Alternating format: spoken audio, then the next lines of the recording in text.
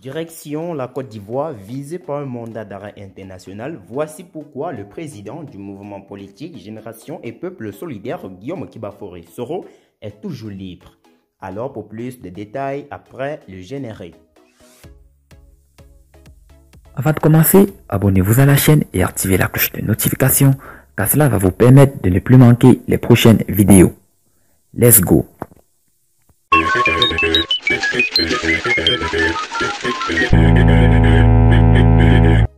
Guillaume Soro est visé par un mandat d'arrêt international lancé par les autorités ivoiriennes le 23 décembre 2019.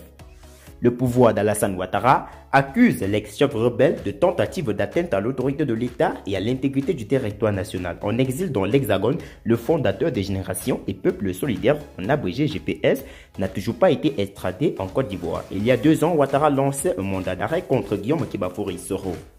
Après un séjour de plusieurs mois en Europe, Guillaume Soro avait prévu de rentrer en Côte d'Ivoire le 23 décembre 2019. L'homme, qui venait d'annoncer sa candidature à l'élection présidentielle d'octobre 2020, est passé tout près de se faire arrêter. En effet, sous la menace d'une interpellation, l'avion qui le transportait a été dérouté au Ghana. Des proches de l'ex-président de l'Assemblée nationale ont été appréhendés au siège de Génération et Peuple Solidaire.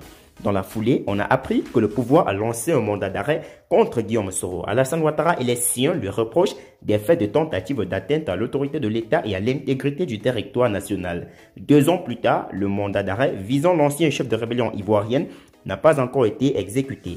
Lors d'un échange avec la presse, le vendredi 30 avril 2021, le procureur de la République Ado Richa a fait des précisions.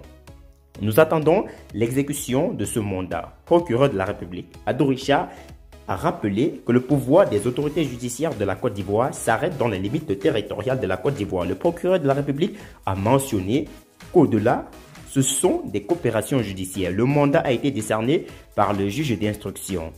Il a été transformé en mandat d'arrêt international. Nous avons donc, par le canal de la diplomatie, transmis aux autorités judiciaires dans plusieurs pays, a poursuivi le magistrat. Le successeur du procureur, Timo Raymond, a reconnu que l'exécution du mandat d'arrêt de Guillaume Kibafory Soro ne dépend pas de l'État ivoirien. Nous attendons l'exécution de ce mandat.